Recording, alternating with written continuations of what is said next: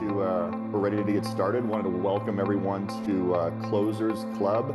We do this every Wednesday, 7 a.m. And no one's really asked for the refund, so I think we're really excited about that.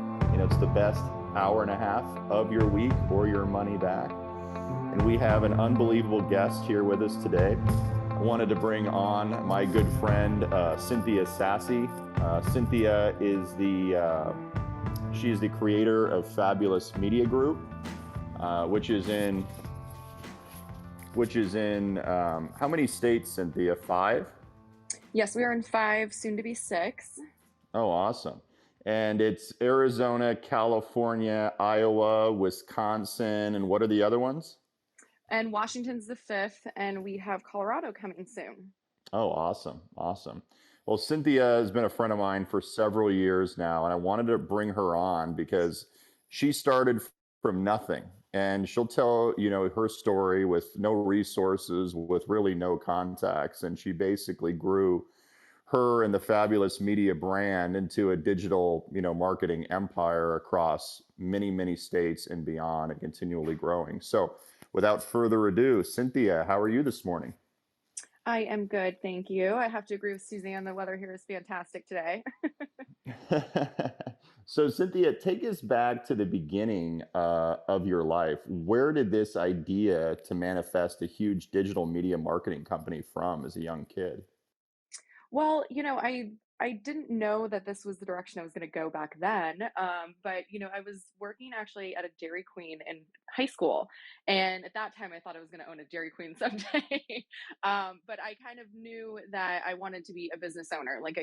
I realized, when I was working there, I was already looking at like the P&Ls and realizing, oh, this lid costs more than this lid, and we shouldn't waste these because of the cost difference, and just the fact that I was already, considering those things and looking at those things as just this, hourly employee at a Dairy Queen. I realized, I think entrepreneurship is in my future. So definitely went a different route, obviously, and don't own a Dairy Queen. But I lucked out and got a really great internship my senior year at ASU. I was going to school for marketing, and obviously marketing is a very, very broad degree. And so, most people just end up in sales out of that. And I knew I didn't want to just do sales. But I really loved like the consumer behavior aspect of marketing, because I really loved like psychology and that sort of thing. So I got this internship with an online magazine, and they were like a national women's magazine, kind of covering all lifestyle topics. And I loved the fact that with digital, you can see what are people clicking on, what articles are they reading. So that really like kind of fed that consumer behavior passion that I had, because unlike print or TV or that kind of thing, you have so much more data to see what people are actually enjoying. And then, oh, this article did really well. Let's do more of that. That's what people are liking. Or this ad, a lot of people clicked on. Let's do more ads like that. So that was really fascinating to me. So I started out on the, working with a national publication, and then spent a little time working with a local magazine here in Arizona, and fell in love with the working with local brands. It's a very different feel than working with like an account executive for Target or all the P&G brands. I mean, they obviously, there's no passion and they don't really care about the brand. It's a job for them. Whereas on the local level, you're working with local business owners who have put everything they have into their business.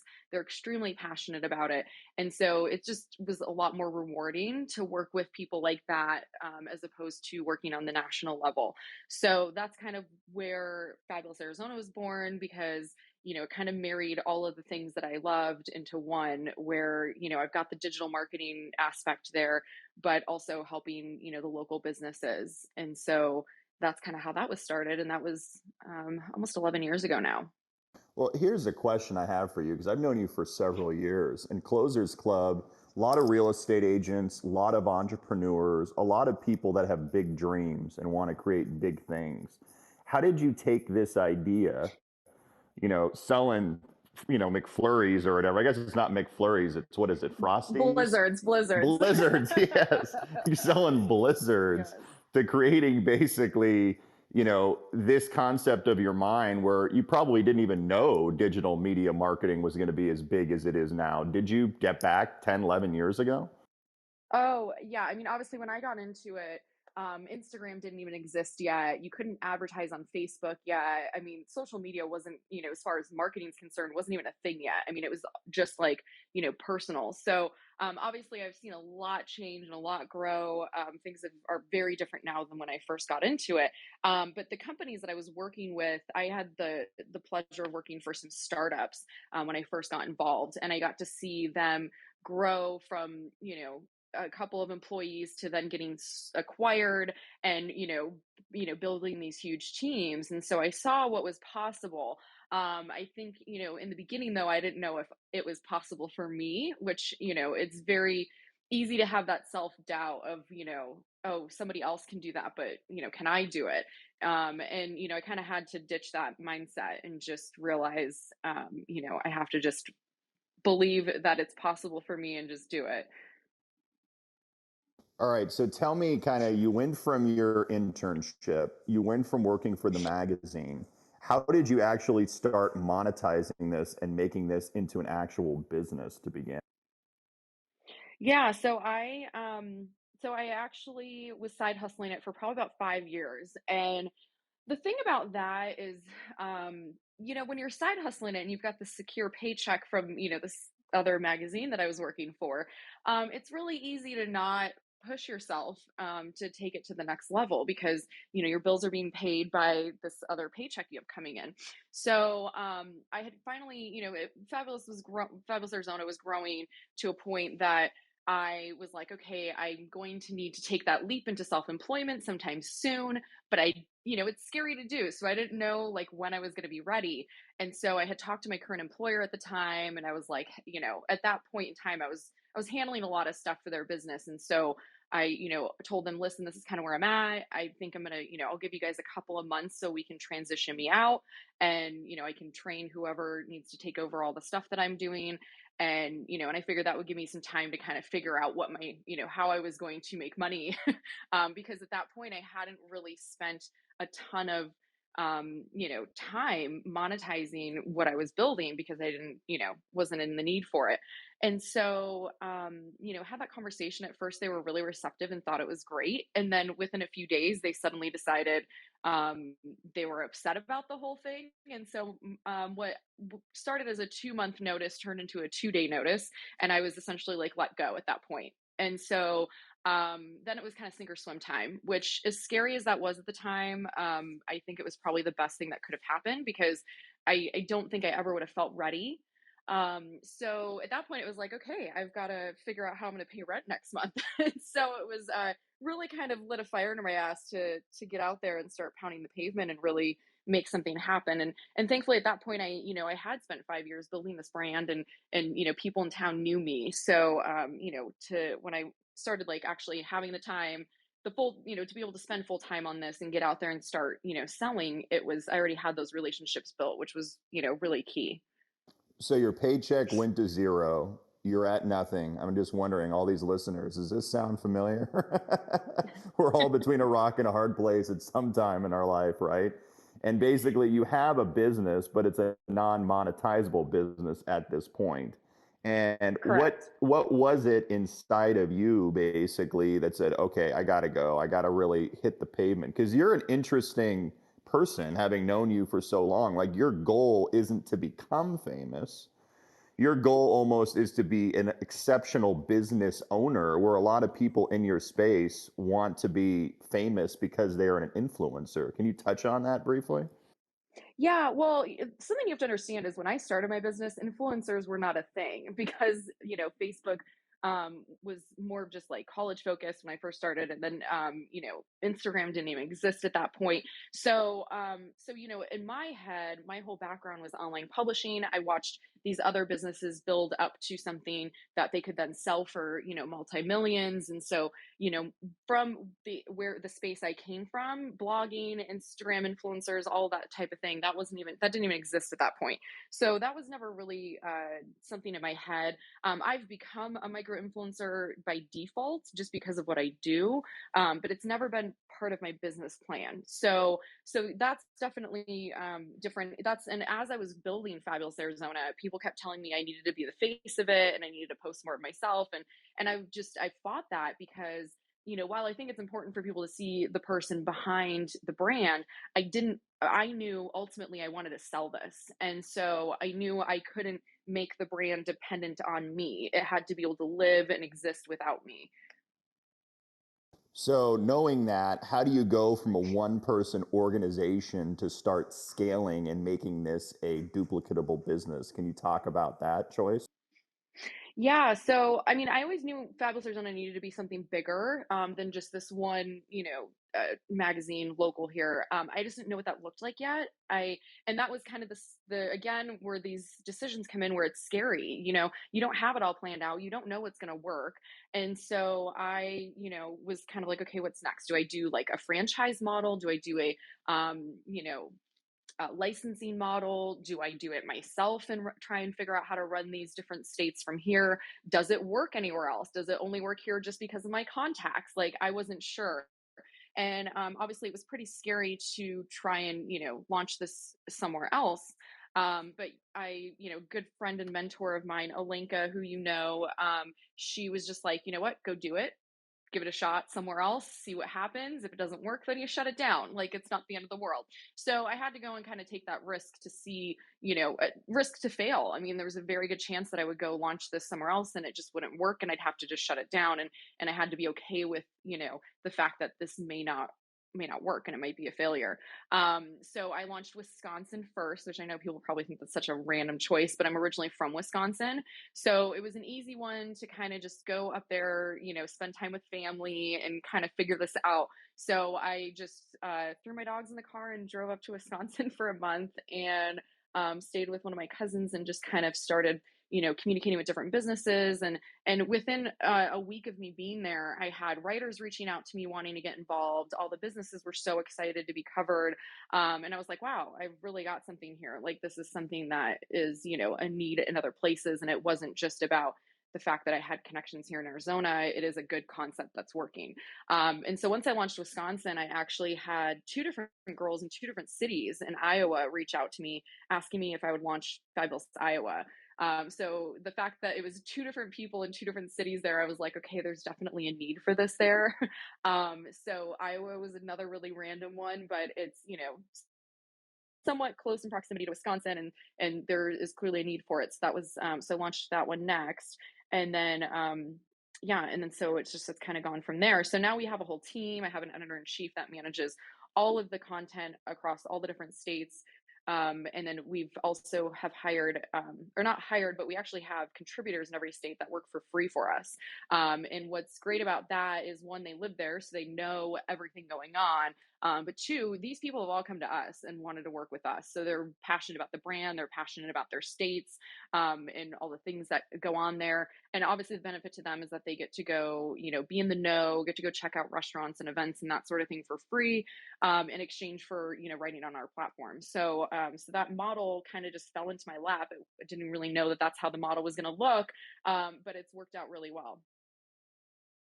That's really interesting. I mean, really, there's a lot of agents in the room who are with, our brand EXP Realty, and it's almost a similar model in many ways where you're taking a concept that works, introducing it to other people, and blowing it up in many different facets. But has Mhm. it been easier as you've been growing, or is there more growing pains as the business grows? What's your feedback on that? We grew pretty quickly at first, and then realized we had to pump the brakes. And so again, this is kind of where I think it goes back to, not having all the answers and you're kind of learning as you go. And that's very, I think that goes with any business. For any entrepreneur is you don't have, I mean, or you can go into it with a plan and it's not necessarily that's not necessarily going to be the plan that's going to work. So I think that's really key, is being able to pivot and make changes and decide, okay, this is not the direction we're going to go. So, I mean, we thought we were going to launch, more states last year, and we actually completely put a halt on that last year just because obviously with COVID, things were very strange. Things didn't get back to normal as fast as we thought they were going to. And especially with states like, Washington, California, for example, it was very challenging trying to keep up with all the different COVID restrictions in every state. And, things there, it was like indoor dining was shut down. And so we couldn't really write about restaurants. And so it posed a lot of different challenges for us that we had to navigate. So, we definitely are seeing some growing pains of, how do we continue to grow this team? But what we've been able to do is kind of continue to grow either with the staff we already have, or we're continuing to add more people. But again, it's just kind of figuring it out as we go. We don't really necessarily have all the answers, but definitely some major growing pains going on. So before we bring people up and have our moderators start asking questions, what I'm really curious with, and I'm sure a lot of our listeners are as well, is for people looking to really blow up their digital brand, how do they start doing it? What are some tips you can give them to really take their brand to the next level? Yeah, I mean, I think the biggest thing that people tend to forget when they're putting content out on social is to really think about, like, put yourself in the shoes of the person following you. What is why would somebody follow you? Like, what value are you bringing to them? So really kind of think about, kind of switch role reversal there for a second and think about, if I were following me, what would I want to see? And making sure that you're providing value, because I think too many people, are just sell, sell, sell, and it's just like, what are you giving back to your followers? So, really thinking about that, I think, is really important. So that way you're, always providing value to them, and it gives them the reason to want to follow you, engage with your content, save your content, whatever you're trying to get them to do.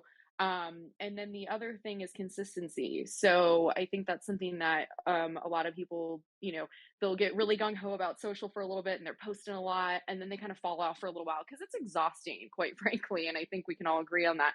Is, keeping up with all these social platforms is really draining and exhausting. So that's why I think it's really important to put kind of a consistent schedule together for yourself. So that way, you kind of have a plan laid out for your social and you're not just completely burning yourself out on I have a question for myself, selfishly. How do you it. monetize social? Like, how do you take this extreme following as a micro influencer like you have, or some of our other real, substantial people on this call, and take that brand and really start to utilize it to create content that's monetizable?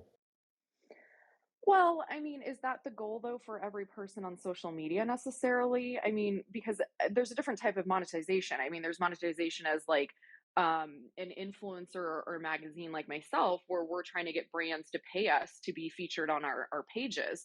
And then there's the other form of monetization of, we're using this platform to drive customers. So, especially for a realtor, obviously, when someone needs to buy or sell their home, that's not a very frequent thing, as opposed to, like, a restaurant, for example. People are looking for somewhere to eat every day. So as a realtor, you have to think about, staying in front of people so that when that time does come, they're like, oh yeah, I remember so and so does that. I need to sell my home, or I need to buy a home. So I think that that's one way that you're kind of monetizing it, is by being this valuable resource that people are going to, by continually constantly posting good valuable content and staying in front of people's faces. When the time does come that they're going to need your services, they will remember you. As far as, if you're trying to monetize it as like myself, like a magazine or an influencer or something, obviously that's kind of, demonstrating to whichever, approaching whichever brand you want to work with, and demonstrating who your following is, why they're a good fit for, why you have a similar target demographic, why they're a good fit for their brand, and why you're a good fit for their brand, is really kind of how that pitch needs to go. Love it. Well, I want to bring up our moderators and have them ask you some questions. First up, Alfonso, you have any questions for Cynthia? Yeah, as far as content, do you is there a specific content that people are looking for? And as far as platforms, which one is the best platform to use your content to monetize it? Well, are you referring to a specific industry? Yes, I'm a realtor. I apologize. Yeah. Okay. Yeah. I mean, again, I like to, I mean, we're all consumers ourselves. So I like to try and think about, me as a consumer, why would I follow somebody?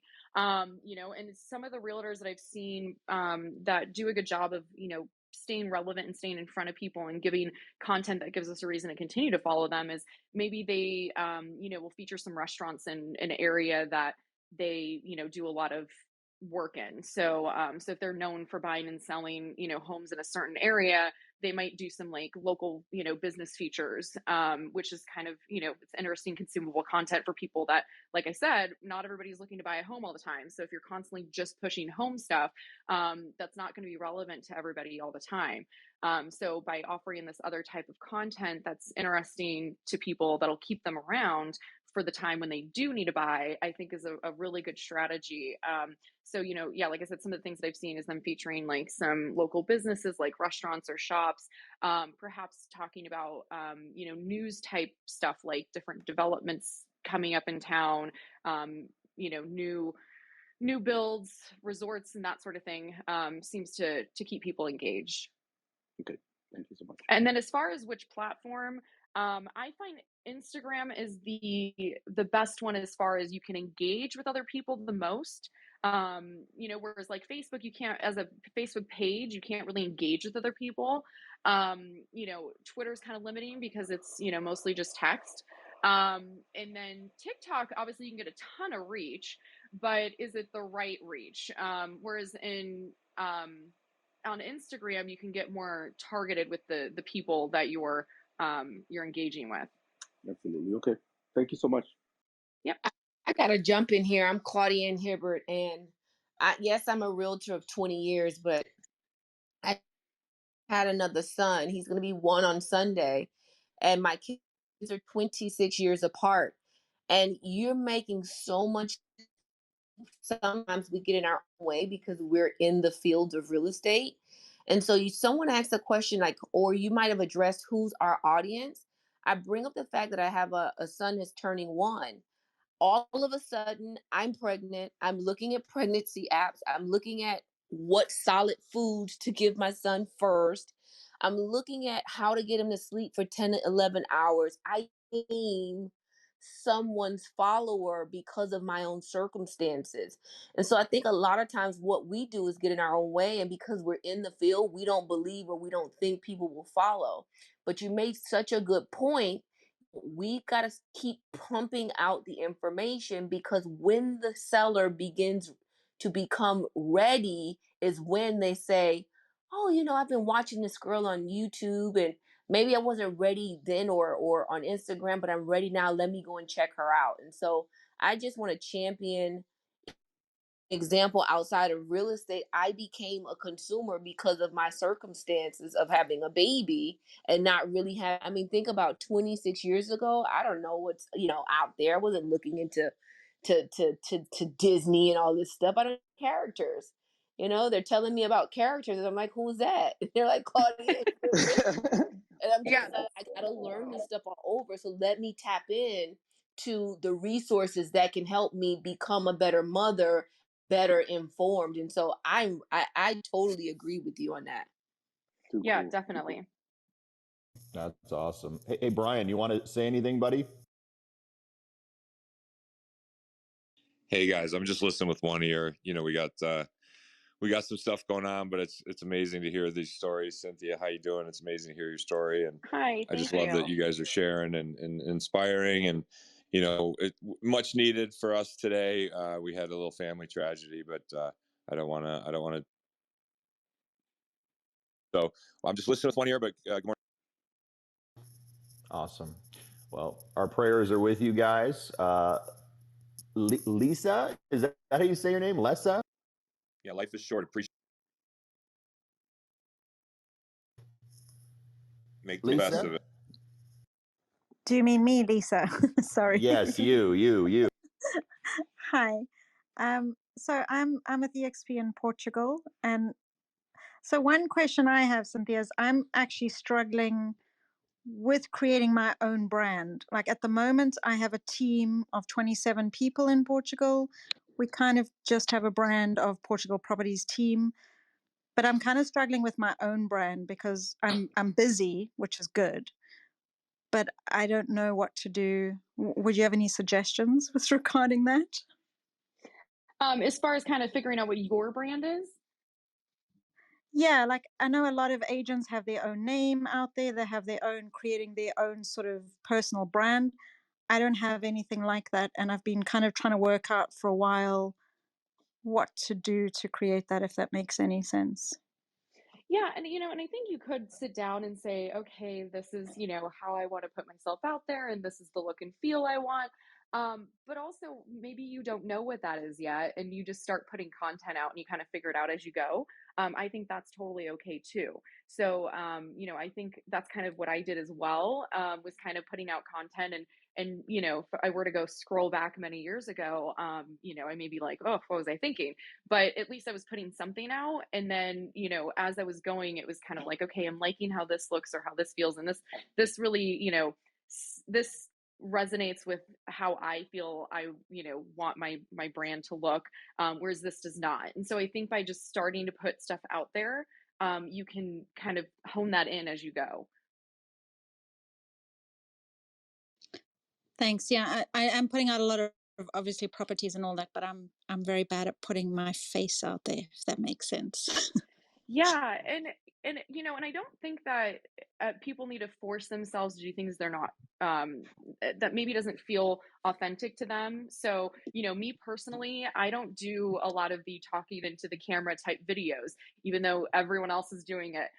That's not authentic to me, so I don't do that. And I think that it's okay to not just jump on the bandwagon of what everybody else is doing, and to stay, true to your authentic self of what feels right for you. I think doing things that make you uncomfortable is good. That's always great for growth. But again, kind of thinking about like who are you and what's going to be authentic to you as opposed to, forcing out content that people are going to be able to very easily tell that that's not authentic and not who you are. So I think kind of just figuring out, what are you comfortable with putting out there, and what type of content do you want to be sharing? I think also thinking about who you want your customer to be. I mean, who do you want your clients to be? And then kind of figuring out what does my ideal client look like, and what type of content would they consume, and then kind of reverse engineering that way. Thanks, appreciate that. Suzanne, you have anything you want to ask Cynthia?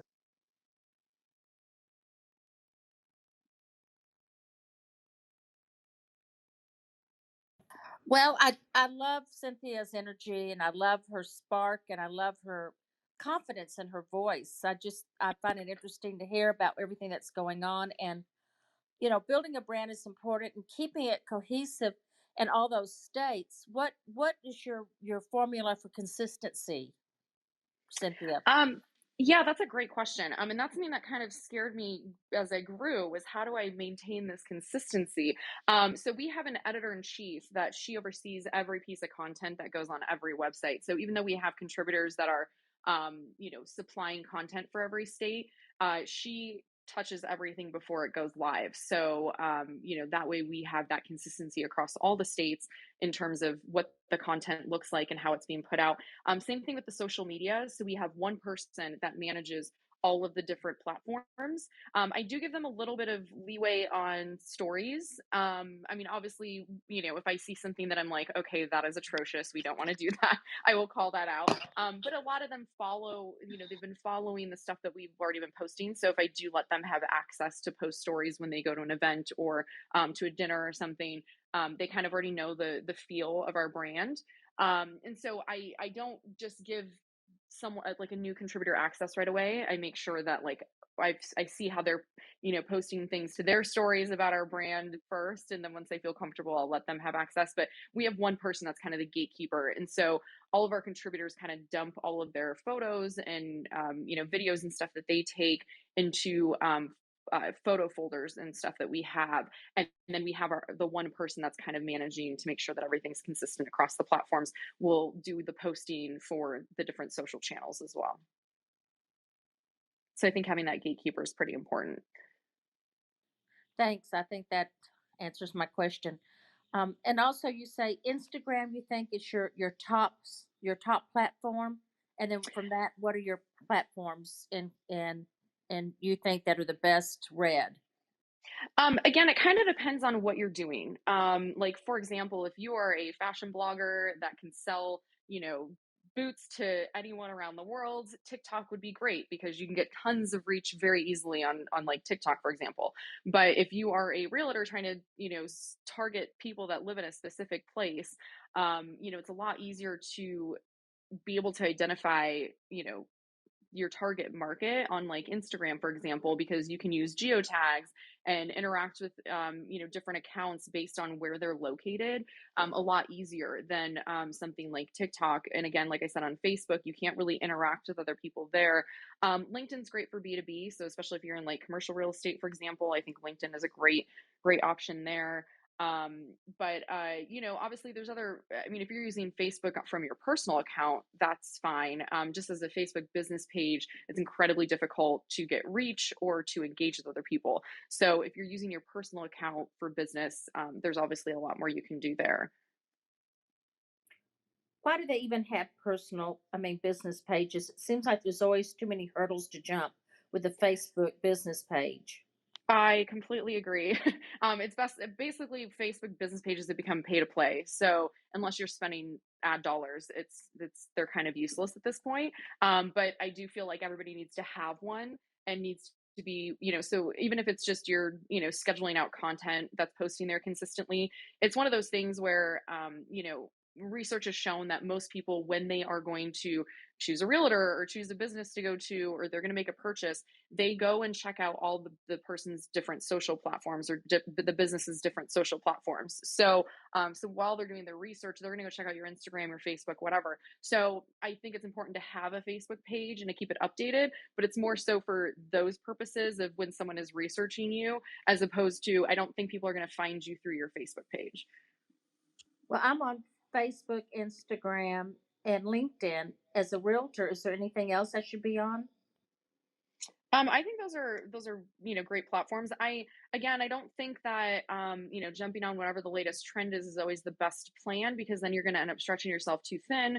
And again, I think like TikTok, yes, you can get tons of reach, but where do these people live? Are they going to be here? Are they relevant? I'm a big proponent of quality over quantity. So if you can hone in on certain areas and do well in those, I don't believe in spreading yourself too thin, especially, as realtors, it's like you're one person. You don't have a whole team typically that can, do this. And from what I've heard from my realtor friends, having someone else do your social is incredibly challenging. It's something that it's best if you're doing it personally. So again, I think spreading yourself too thin could be a big mistake. That's good. No, I think you have a lot. You're absolutely hit the nail on the head, Cynthia. I mean, when you're curating your own personalized brand, especially being a real estate professional, you have to make sure that the content that you're putting out is really consistent and in line with what you're trying to create. I mean, you're your own gatekeeper, so to speak, or Yeah. gatekeeper rather. Jeremy, you want to jump on?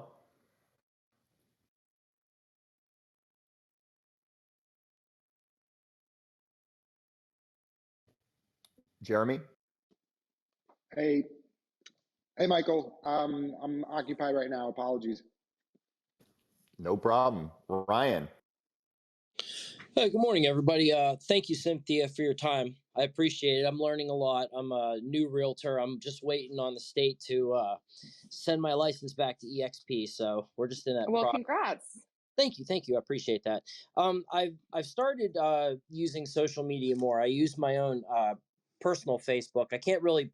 Well, I am promoting myself, but I can't say, "Hey, list your home with me" or whatever yet. Another couple days, but so I've built some contacts, a contact list on both mediums right now, and that's actually what got me into this room. So I'm very thankful for that. If you have a moment, I do have two questions though, based on things that you were speaking on. The geotags, for one. Yes. Okay, so for I have I'm interested in the international aspect of EXP Realty. So, and Lisa, I'd like to connect with you over there in Portugal too. I sent you a message, but uh, how do I actually? You know what? I'm sorry. I'm not gonna take your time. I have so many questions here that I actually confuse myself. So I'm just gonna listen, and you'll probably answer them anyhow. But so Facebook for personal though, my wife has a business page and a personal page, and she almost wholly uses her personal page. So much better results with that because people can see her for who she is. So that personal aspects in there, a little vulnerability too, and it shows you as a person, not as a robot. So, Absolutely. all right, thank you for your time. Thanks, Ryan. Rick?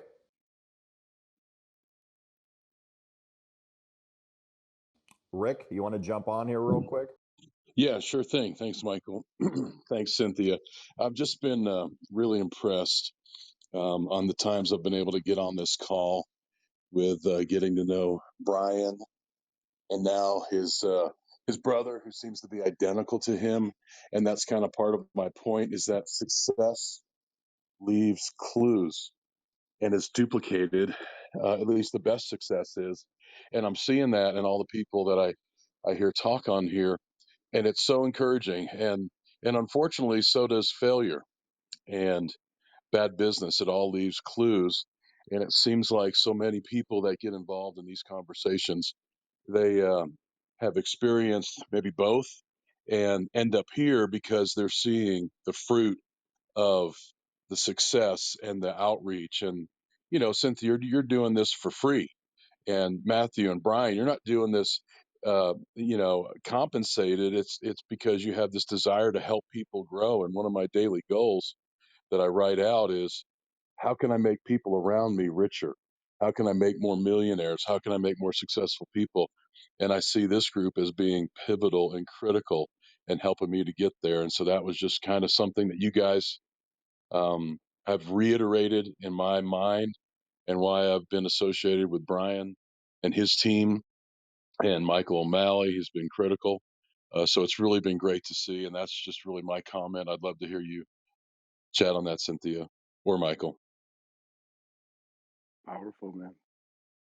Well, thank you. That's very kind. Is there a question you wanted to ask Cynthia, or did you just want her to talk about success and failure? Because Cynthia, we all Well, have experienced that. I think he touched on something really important and it kind of, I'm a big Gary Vaynerchuk fan. I don't know if anyone else is, but I love his whole motto of give, give, give, then ask. And, in that mentality of, giving back and helping others, not to say that you're giving to get something in return, but more often than not, it's going to benefit you in the long run anyway. So I am a big proponent of, helping others, and that is, I think that helps grow your business. If you're somebody that's always, and I honestly, unfortunately, have met a lot of realtors like this that are, they're always looking for something. So every time they, have approached me for something, it's what can they get out of it. So I think when you're taking the time to give back to others, like, doing things like this, it really does. It's great for your success in your business in the long run too, aside from just making you feel good. 100%. 100%. Judd, you want to jump on?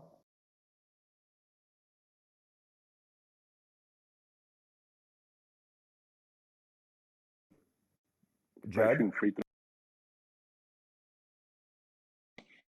Yeah, I'm here. Hey, Mike, can y'all hear me? Yep. Yes, we can. Sorry, I'm out walking my 3 dogs right now, so forgive me. I had to grab my phone out of my pocket while holding on to 2 leashes. But no, I guess we have more of a comment and want to touch on something you had just mentioned previously, but the delicate balance between being authentic and wanting to push or create, your brand, create or get that, and then get to the point where you've created it and then you're pushing it. So just, maybe touch a little bit more on that balance, right? Like how to be authentic. The other day, I posted a video of, me shooting some basketball hoops. And just yesterday, a friend of mine, I was talking with him on the phone and I was at the gym when we were speaking. And he's like, oh, what are you going to do? Post another, when we hang up, are you going to post another video playing hoops? And, my thought was, well, I don't have kids, to post photos of my kids every day or some other thing. So I just try to be as authentic as I can and show that, not only am I into creating my brand, but I'm into health and wellness. I'm into making money. I'm into good times. I'm into showing pictures of, good food and stuff like that. So, if maybe you could just touch on that delicate balance between, wanting to share myself with, potential clients, friends, and then also staying on brand. So I guess I would leave it with that. Yeah, well, I think something to note is on social media, you have to understand that no matter what you're putting out, someone's going to be there to judge and have an opinion about it. So when I say, don't do something just because you feel like everybody's doing it, I'm not referring to what other people are going to think. That's going to happen. There's always going to be somebody to judge, and that's one of the biggest, things I think that scares people about posting to social media is what are other people going to think? Well, if it's your authentic self, I don't give a shit what they're going to think. You post you. I think my issue is when people are not authentic in the sense that they're trying to like, oh, well, everyone else is doing TikTok, so I'm going to go do TikTok. And they're very clearly like uncomfortable. It's awkward to watch. Like, no, like it's not good for anybody because the person posting it's uncomfortable, people watching it are uncomfortable. It's not authentic. It's not who that person is, but they feel like, okay, everybody else is doing it, so I have to do it too. And so that's where I'm saying, be authentic. But as far as, there's always gonna be somebody that's gonna have something to say, like, oh gosh, you posted about like that you're at the gym again or something like that. And it's like, well, if that's, if you go to the gym, cool, like post about it. If that's who you are, that's who you are, and let people judge. I think that's kind of the difference. Kind of like, I think it was Ryan who touched on this earlier. People want to know the person behind the brand. And so, posting about your personal life, I think, within reason, as long as it fits within your brand and what you're doing. Because I mean, obviously, if you have your personal account that you're posting, you're kind of trying to drive, clients from. There's going to be a mix of that personal and business. So, for example, I have my personal account, and obviously I'll post about my dogs and whatever else on that. But on the Fabulous Arizona brand, I wouldn't post my personal stuff because that's a company. But we also try to like obviously show the people that are behind the brand though at the same time, if that makes sense. So we'd post the people behind the brand in context to the business. So at a restaurant that we're promoting or at an event that we're promoting, but I wouldn't post about like my personal morning coffee or whatever on the business brand. So I think kind of still having some guidelines there of like how much is this account personal versus business, I think is important, because I've seen some brands where it should be a company account and they have posted some really personal stuff on there that I think is not of good taste. So I think just kind of trying to figure out that balance of not crossing that line. Yes, that makes great sense. Thank you.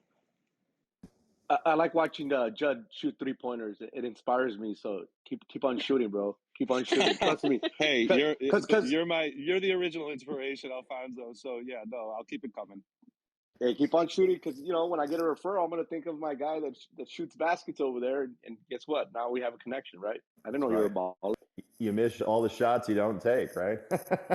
Yeah, and Alfonso, that's a great Exactly. point. Is that's kind of somebody else that loves basketball is going to see that, and then you kind of create this relationship with that person, and now that could be a potential customer down the road. So so I think that stuff is definitely serves its purpose.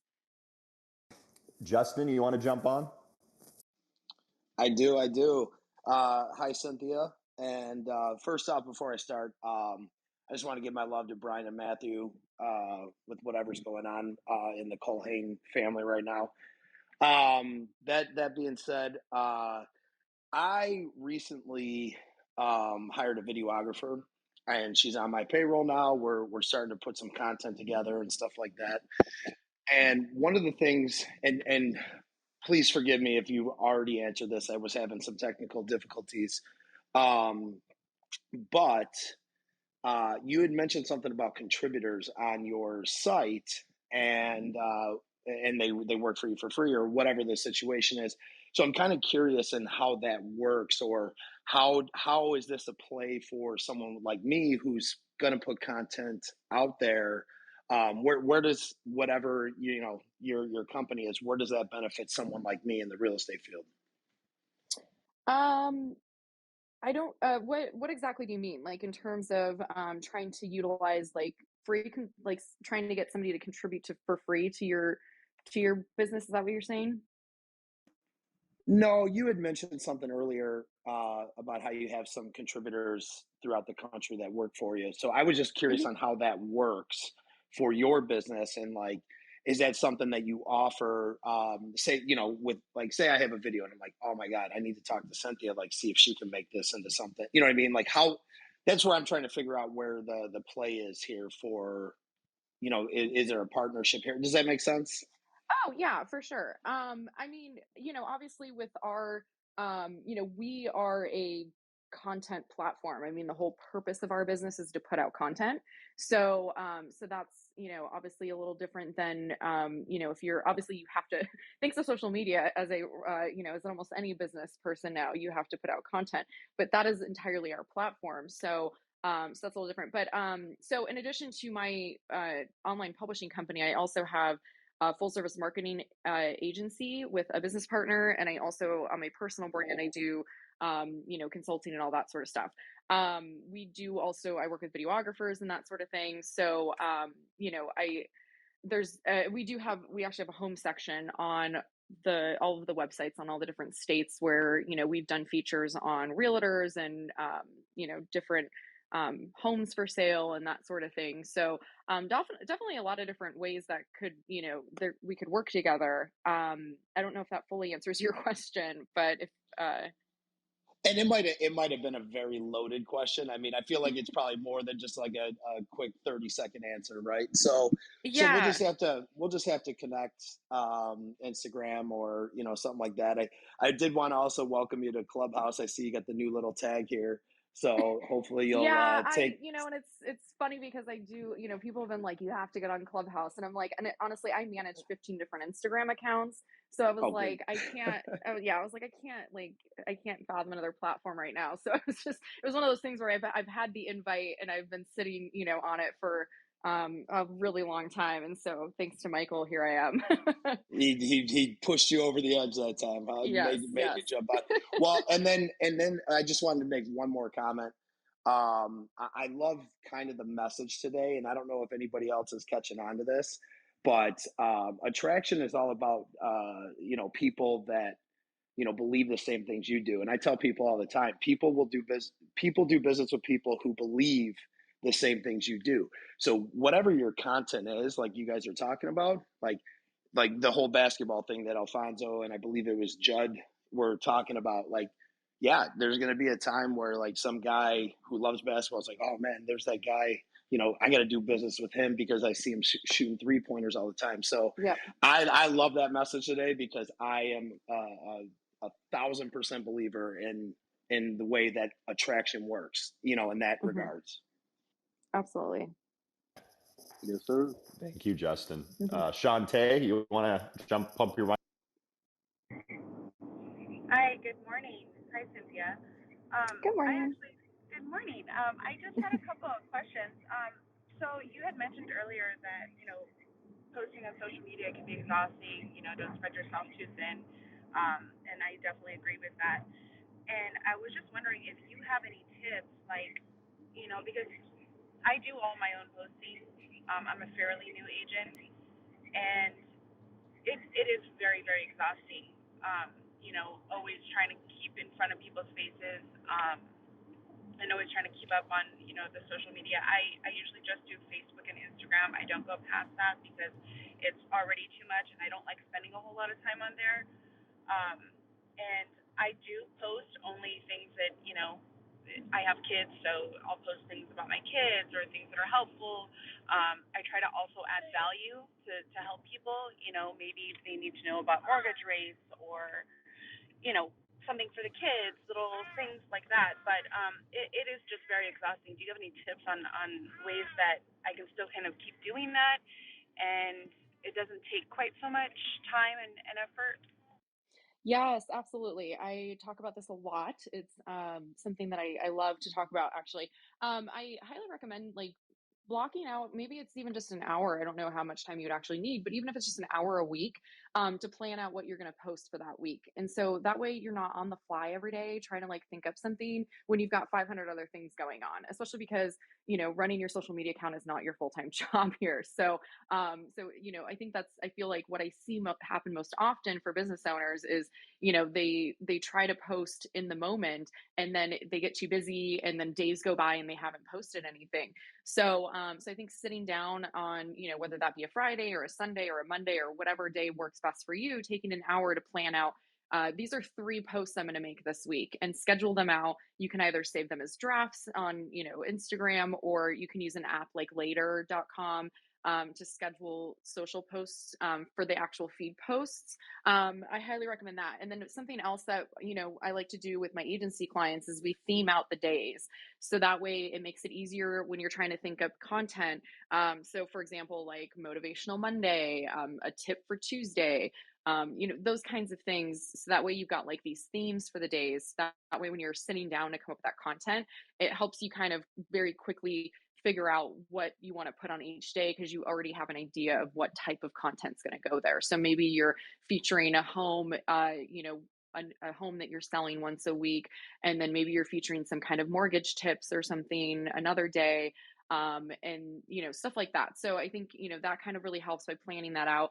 As far as Instagram stories, for my agency for my clients for my agency, we actually have like folders on our iPhones with just a ton of content for each client, so that each day, I mean, maybe it can be when I'm walking the dogs, I'm throwing up some Instagram stories that we've already got made up and ready to go, sitting in these folders on my phone, so that the day of, we can just pick a couple things to throw up on Instagram stories, to make that easier. Obviously, Instagram stories are a little easier to throw up throughout your day. Like, let's say you're touring a new home and you want to throw up a little video tour or something of that. Those kind of things can be kind of quick and easy to do. But if you don't have anything going on one day and you need some stuff kind of just in backup, I like to have a folder on my phone where, you can just kind of pull stuff quickly. Awesome. That's fantastic. Thank you. And also, you don't have your Instagram on your profile. Do you have an Oh, Instagram? oh yes, I do. I didn't realize. Uh, Justin pointed out earlier, I'm new to Clubhouse here as of today, so I'm like, I still need to set up all my profile and everything. But yeah, it's just Cynthia Sassi at Instagram, Facebook, all of that. So yeah, so you can check me out there. It's Sassy, Sassi. So like somebody's being sassy, but an I instead of a Y. Great. Thank you so much. Yeah. Thanks, Shantae. Jacob, you want to jump on? Yeah, thank you. First of all, yeah, thank you. Amazing value that you provided this morning. Really appreciate that. I guess so I'm on Facebook, Instagram, and LinkedIn primarily. Do you like vary the content you post on each platform, or do you just put the same content on each platform, or do you like tailor it uh, towards the platform that you're posting?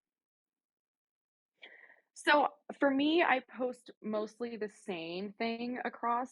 However, I do slightly tweak things for each platform. So, like for example, if I'm tagging a business or something on Instagram, I will make sure that I post it.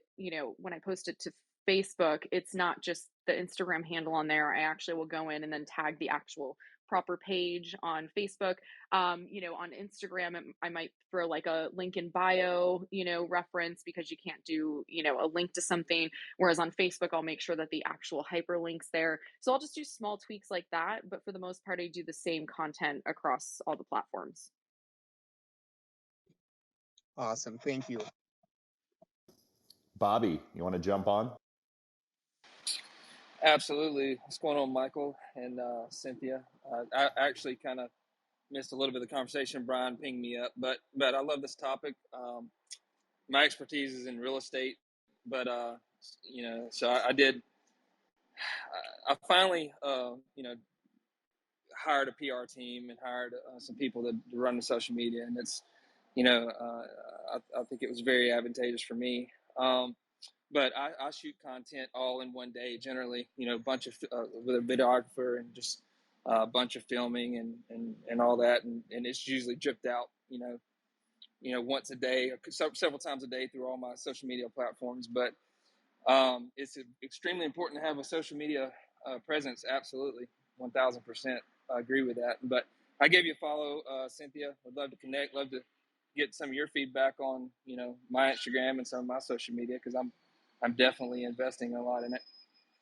Yeah, absolutely. I mean, it sounds like you're doing all the right things. I always highly recommend, for our agency clients, we recommend that they all do either monthly or quarterly photo shoots or video shoots, so that we always have fresh content. And that way, again, you're not scrambling, to come up with, because if you don't have the content to work with, if you don't have the photos or the video or whatever, it makes it kind of hard to be posting consistently. So I always recommend, again, another time saving thing to shoot all of that at the same time.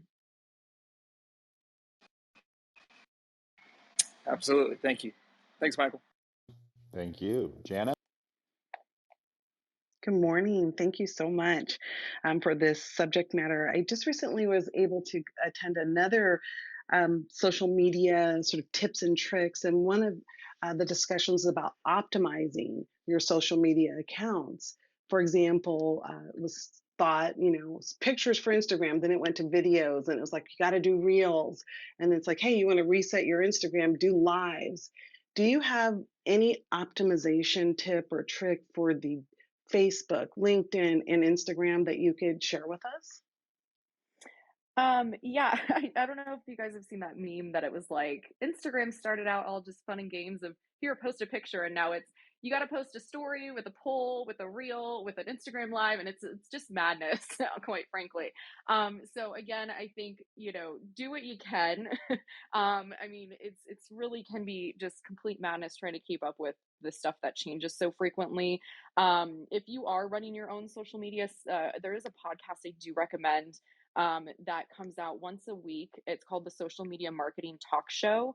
And what's great about it is with how frequently things are changing on social media, they basically do a run through once a week of everything every new like change or update that you need to know about that has happened in the last week. So it kind of helps you stay on top of like what's the latest thing that you need to know about. So definitely recommend that.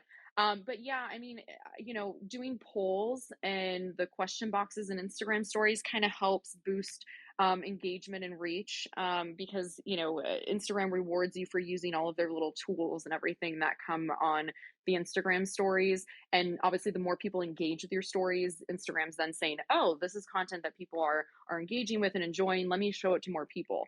So, so that kind of stuff is great. Posting things that people want to save. So let's say there's like you're doing like a slider or some tips or something that someone might want to go back and reference later. Those things are good to do. Obviously reels are getting so much, they're all the rage right now and are getting so much reach. So doing reels is really important. And there's so many different ways that you can do it. I recommend consuming reels to help get some ideas. So, you could just go into the discovery page and just kind of scroll through different reels. I mean, you could even go into, not to say to like copy other people, but just kind of get inspiration of like different ways that you can put together a reel. Because I think people initially thought they had to be like TikToks and, really a reel doesn't have to be that complicated and it can still get really great reach. So those are definitely, the more different things you can do on there, the better. Something else, if you've got something really big coming up that you want to make sure gets as much reach as possible, I have heard that if you kind of go dark for 24 hours and don't post anything for a good 24 hours, like take a good break. Maybe that's like on a Sunday or Monday or something to kind of, whatever day is like a slower, not as busy day for you, to just do, post nothing. When you come back, I heard that you'll get more reach out of that. I have personally seen that work for me as well. So I know that's good. Facebook, we touched on this a little bit earlier. Business pages are pretty much pay to play at this point, unless you're buying ads. People aren't really going to see much on your business page. But obviously with your personal page, there's, a lot more you can do there as far as with engaging with other people and that sort of thing. And LinkedIn, I honestly don't personally use LinkedIn too terribly much. So I can't really speak to that. Awesome. Thank you so much. That's great. Yeah. I want to reset the room. This is a Closers Club. We have special guest with us, Cynthia Sassi. Cynthia, you have an extra 20 or 30 minutes to keep answering questions. Yeah, sure. If their questions are out there, I can do that. Good. So again, this is Closers Club. Best 90 minutes of your week or your money back. If you guys like this content, I highly urge you to follow a lot of the moderators, DM each other and see how you guys can coordinate and collaborate.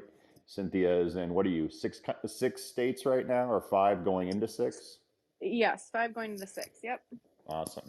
So she's a social media and digital marketing expert, and we really appreciate you taking the time, Cynthia. So up next, Jay, you have a question?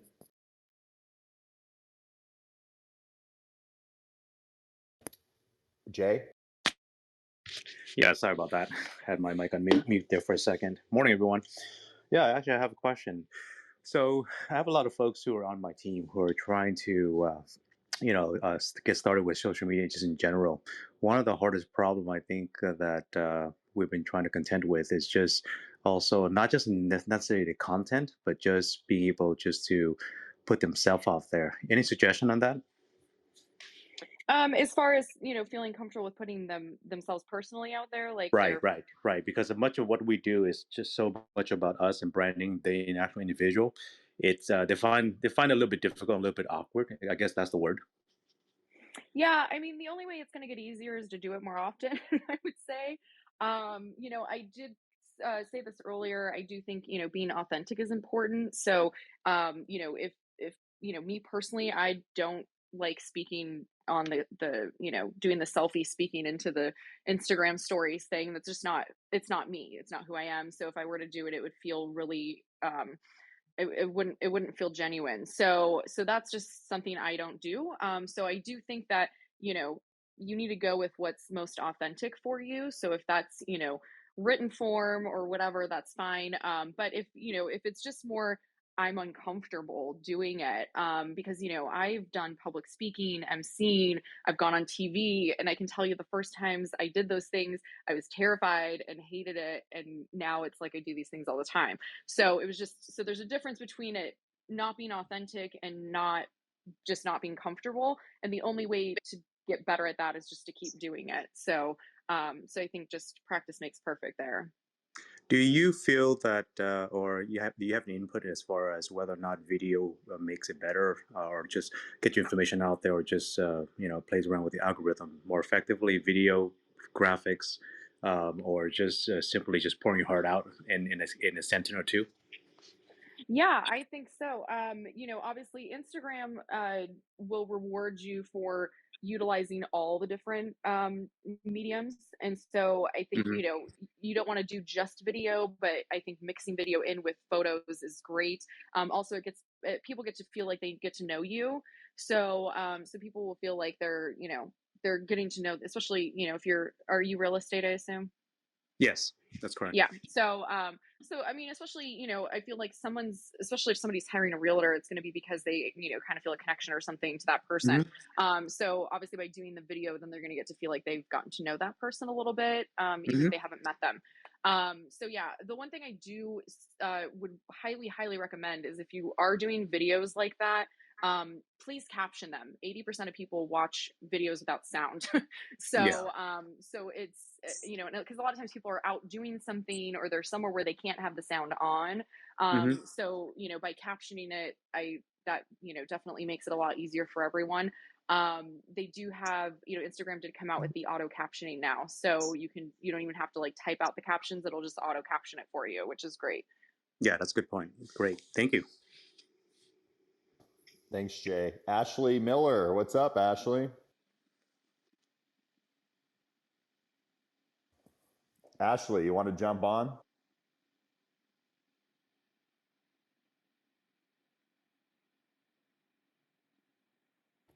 All right, Brian. All right. Thank you, Michael. All right. I just had you've kind of answered some of these questions, Cynthia, and thank you very much for your time, first of all. Got a lot of notes here I'm going through. But I had a question for really when you're starting off and trying to create that brand, that theme, that's out there for yourself in the digital realm. You mentioned themes to begin to start your posts. Motivational Monday. They got the Wednesday. Would you recommend that start that just to make it easier to get posting, and then move to your own unique content and style? Yeah, I mean, well, and the theme of days can be whatever theme you want. I was just throwing those out there as examples. But I just Well, think I that, see those a lot. That's why I ask, and I find it easy for someone, like, I'm not big into social media, but I want to do it for my business to get who I am out there, because I am a realtor. Big surprise, most of us in the room are. right. And so that's where I find that kind of like, well, if I see that I've seen so many of them, I might just scroll past it. So that's where I Agreed. was kind Yeah. of curious on, my assumption is that go to the unique side as soon as possible. Yeah, and the themes don't necessarily have to be like publicly seen. It's kind of more for you to say, okay, I'm doing, a tip on Tuesday, or you can do the tip on Wednesday. I don't care. You know what I mean? It doesn't have to like be, like that. I'm just saying, like, pick, a type of, content that you want to post each day, just for the sake of, consistency and also variety for your followers. So that way you're not posting like a lot of the same thing in a row. Hmm. I think so it doesn't have to be as rigid, for sure. I was just kind of using that as an example of like, when you go to sit down to put together your schedule, it kind of makes your job a little bit easier of putting the pieces in place. If you already know, like, okay, on Mondays I'm going to post like a new home that's listed, and on Tuesdays I'm going to post something about mortgage rates, or Yes.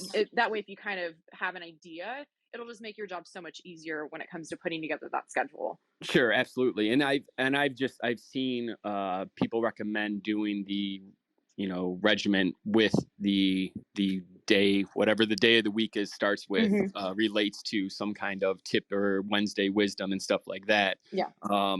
And then I wrote down here that ultimately you want to probably get into the habit of batching your content and having it drip throughout the week, and you recommend one type of post across multiple platforms, again, for um, really being the word lost, I'm sorry.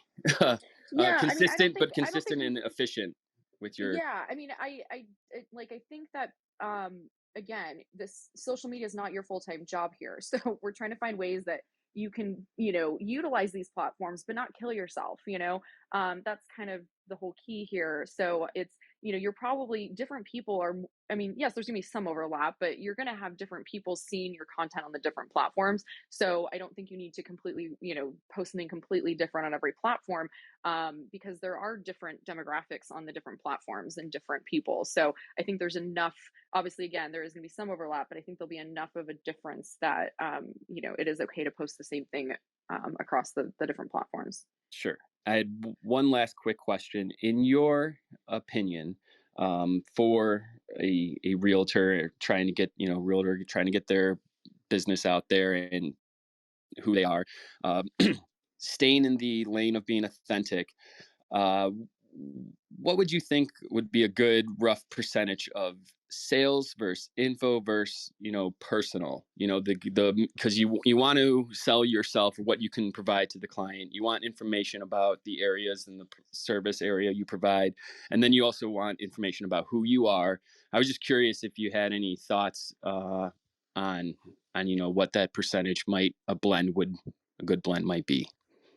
Yeah, I think the majority needs to be you providing value to people. So whether that be tips or, showcasing something, something that's just, it's not, you're not selling them anything, you're giving them value. And then there, you know, I think that should be the majority of the percentage. I think no more than 20% should be like an actual like sell call to action type of deal. And then, you know, maybe another 20% is your personal. But I think mostly providing value for people. Because again, think of yourself, you're a consumer of social media yourself. What types of accounts do you follow and why do you follow them? If you're following somebody and they're just constantly selling you, you're not getting anything out of it, probably not going to really want or care to follow them. So, you know, so providing, especially when you're starting out and you're trying to get more eyeballs on things, you know, providing shareable content like tips and things that are, you know, really, or maybe it's some really cool home or something like that. Things that people are going to save and share are really important to start gaining that reach. Excellent. Thank you, Cynthia, very much. And I also want to add this too, Brian, because this kind of ties in. Being a friend and a colleague and really creating authentic relationships creates huge benefits into other people's lives. I mean, when I first met Cynthia, and you can chime in, Cynthia, it was at a Good Morning Arizona show that we were both on. I don't know if you remember. And I do remember that. we both did not like one another at all. We thought we were arrogant and pompous. And Yeah. then after more reflection, we're like, actually, Cynthia is pretty cool. And she started liking me too. And we realized, wow, there's a lot of like-mindedness and synergy. And so what I would recommend too, not just to Brian, but to everyone, and Cynthia is a huge proponent of this, is create authentic friendships with a lot of people and foster those relationships with value. And that will create huge brand awareness for yourself and for others. Lisa, you want to jump in? Good morning. Thank you so much. I appreciate it. First of all, this is like probably one of the best, definitely. So thank you. But Cynthia, I was wondering, how can your fabulous Arizona here in Arizona as well, how can that be used as one of the I was trying to Google it while listening to everybody too, but how can that be integrated to what we're, like I'm trying to do every day with my Facebook and Instagram? Is it something that I can just tag on, or how can I use your fabulous Arizona? Because I think that it's absolutely fabulous. So Well, you know, I've worked with some realtors and mortgage brokers that actually use our content to share on their social media, which obviously, as long as we're credited, we're totally fine with that.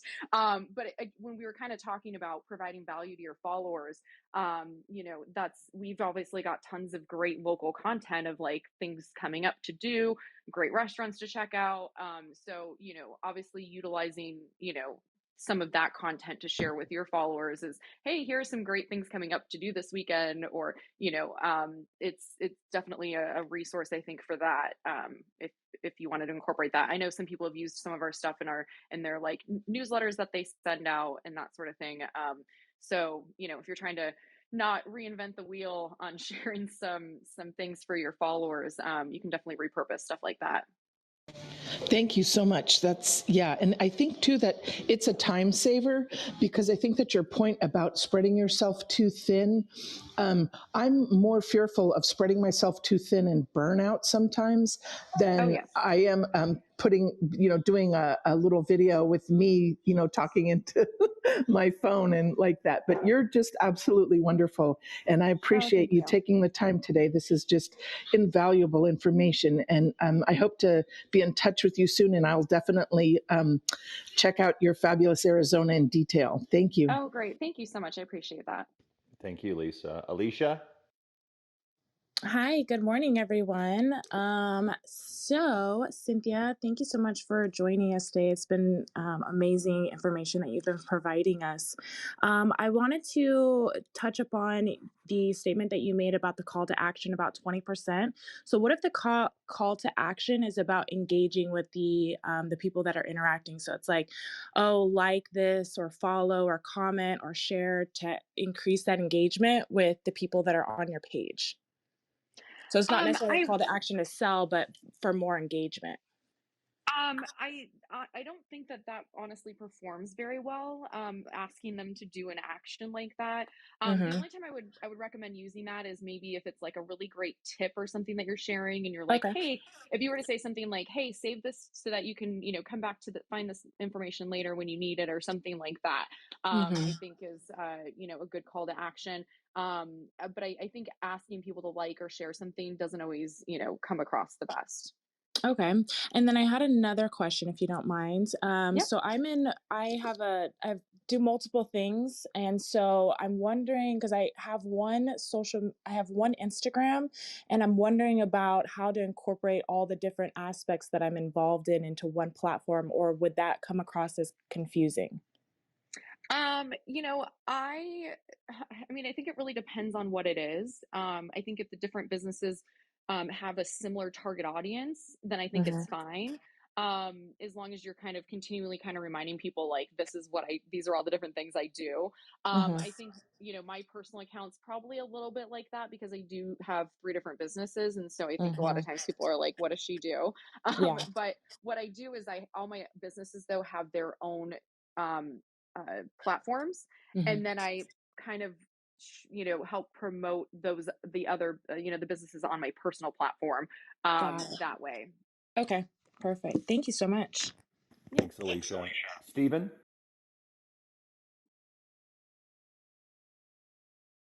Stephen, you want to jump on?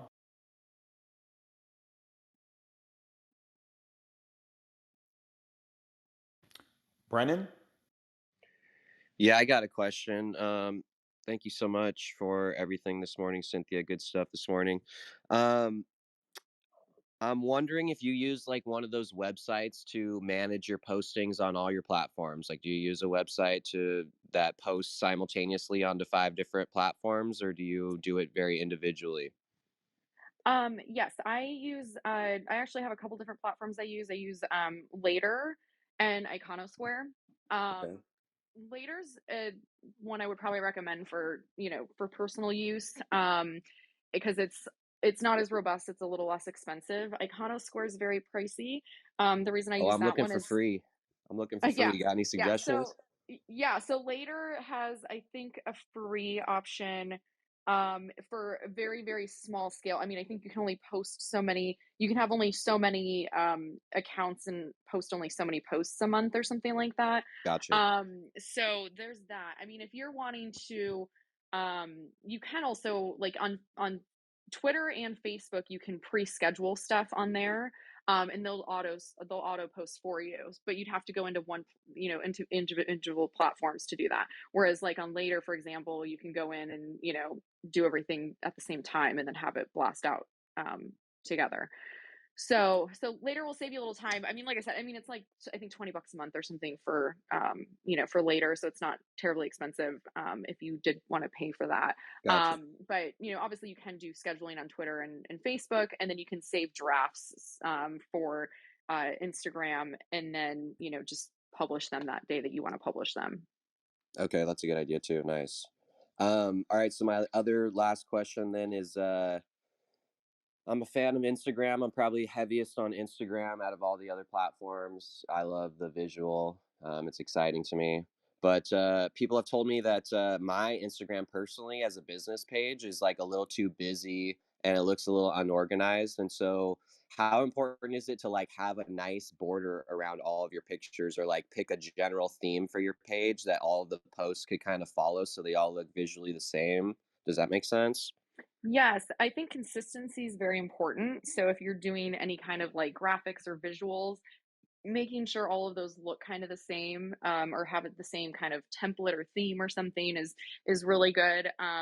I use for like quote type images, I use an app called Word Swag. Obviously, Canva is really popular too for creating graphics. And then trying to be somewhat consistent with like the types of images you're posting. I don't like obsess over the grid, simply because when you think about it, most people are seeing your content in the feed. Not too many of your followers are going to your actual profile page. So I don't get like crazy about, I know some people are really crazy about it having to, look a certain way. I don't think that that's super important, but I do think there needs to, if somebody were to go to that page, let's say they're, looking you up, kind of like I was talking about earlier. If someone's, checking you out, they're going to go to all your different social media accounts and kind of, check you out there. Obviously they're going to see your page. And so you want there to at least be some kind of cohesiveness though. Gotcha. Thank you. Thank you. Appreciate your time this morning. Thank you, guys. Yep. Thank you. Anne, you want to jump on?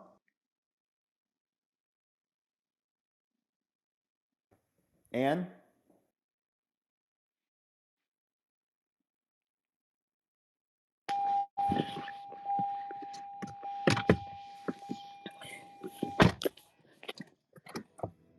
Ivan, you want to jump on? Yeah, thanks, guys. Wow, Oh, great sorry. discussion. No, does she Yeah, want to let go? Anne go first, Okay, Ivan, if that's okay. Sorry, I was having technical issues. I was trying to do my mic.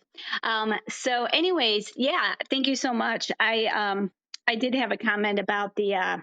I think it's interesting when you're talking about some people saying like, "Oh, you post too much about basketball or food or this or that," but I think it comes back to it shows like who you are, because I've had people comment like, "Oh, well, some people they have to post every time they're at the gym." Like, well, maybe that's their motivation or accountability. You know what I mean? Absolutely. So, yeah. And then I was going to ask, I think you touched on it a little bit, but I was actually getting some calls about delivery, about how much is like too often to post, or is there such a thing? I mean, most of my Oh, yeah. followers are personal, started out as personal, friends. So I kind of get like, ooh, how much is too much for my real estate? Yeah, you definitely can post too much. That is a thing. One, you're just not going to get as much reach because your posts are almost competing with each other at that point. If you're posting multiple times in the same day, if for feed posts. So with the way the Instagram algorithm works, your followers are only gonna see so much. So if you're competing with your own posts, you're gonna get less reach. And the other thing is I'm a big proponent of quality over quantity. So I'd rather you post less and post higher quality stuff than posting more that's less quality and because if it's not as high quality and people are not engaging with it, Instagram's going to start thinking, okay, your content is not something that people are enjoying, so we're going to show your stuff less and less. So it's really better to post less and post stuff that's really engaging, that's going to get the likes, the shares, the saves, and that way Instagram's going to say, okay, people really like this content from this account. We're going to show more of this to people. And then with Instagram stories, obviously you can post a fair amount, but I know, it definitely can get to a point that if there's a lot of Instagram stories, people are going to start tuning out because they're like, okay, this is too much. Obviously there's certain instances where maybe that might make sense.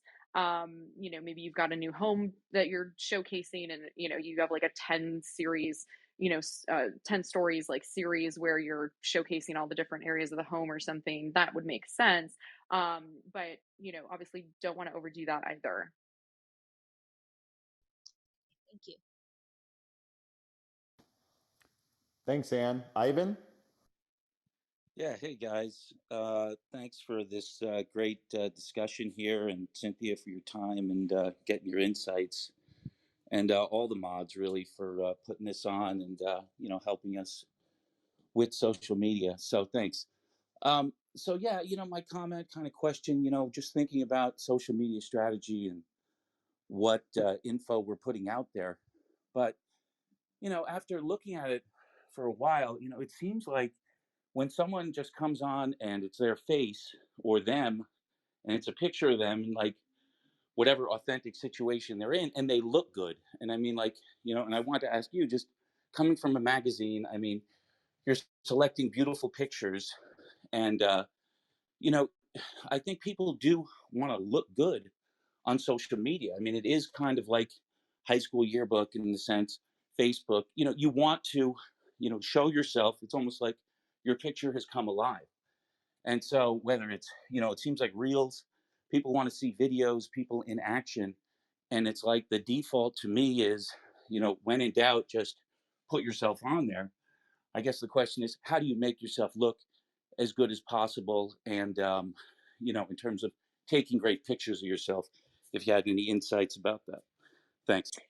Yeah, I mean, obviously there's tons of filters on Instagram you can use. No, I think lighting's a big one that I noticed that people, will have just really poor lighting. Obviously good natural lighting without shadows is always, great.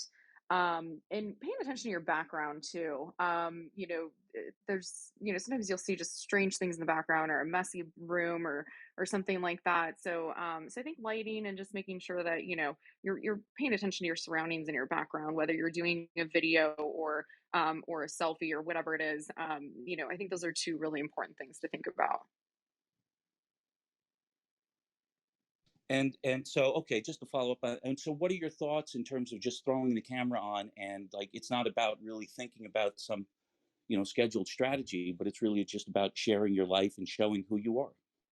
Yeah, I think that's a great, if you're comfortable, if that's who you are and you like jumping on and doing that, I think that's great. If people feel like they kind of almost know you in person when you do that. So I think that's a great thing to do. I said this earlier. I definitely recommend, if you're going to just hop on and chat like that, to caption whatever you're talking about. Instagram now has a feature where it'll auto caption whatever you're saying. Obviously it's not going to be 100%, but from what I've seen, it's pretty dang close. As far as the captioning goes, there are statistics that 80% of people listen to or watch videos without sound on. Because when you think about it, people might be in their office, or they might be at the grocery store, or they might be out doing something where they can't turn the sound on. So if you're just sitting there talking and they have no idea what you're saying, it's not going to be very effective. So for the people that don't have their sound on, I highly recommend you caption it. Yeah, great point. Wow, thank you. Great tips. Thanks so much. Yeah, thank you. Thanks, Ivan. Just to follow up, so in 30 minutes, we're doing a class for an hour in EXP World. It'll also be on YouTube Live. We're going to further a lot of the discussion of what Cynthia addressed, which is actually called the Tiffany Effect, which is a lot of congruency in your marketing and your personal brand. So if you guys would like to join us on there, we would love to have you. And Cynthia, why don't you take us home? We want to be mindful of your time. What we do with all of our speakers is, we want to have a quote and or an ending message that you want to leave us with before you depart from your great knowledge. Oh gosh, you didn't prepare me for this one. Now I have to think. I think, one of my favorite quotes is "work hard and be kind." And I think too many people think that to be a business owner, you have to be an asshole to get ahead, and you got to be this tough guy. And while I think you have to make sure that people aren't taking advantage or walking all over you, I think being kind is something that goes a long way. And especially when you're playing the long game of long-term reputation and building relationships for the long term. I think that working hard and being kind is incredibly important. Would love that. Love. It's not social media related, but I think it's a great point.